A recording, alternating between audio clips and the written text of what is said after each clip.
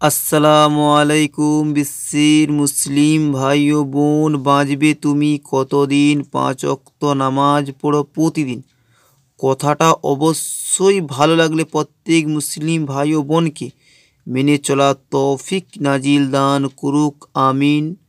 প্রত্যেক আমার ভাই ও বোন অবশ্যই ক্ষণস্থায়ীর দুনিয়ায় আল্লাহ পাকের হুকুমের যখন ডাক আসবে, সব কাজ কর্ম ছেড়ে সঙ্গে সঙ্গে অবশ্যই আল্লাহ পাকের ডাকে অবশ্যই সাড়া দিয়ে দিতে হবে।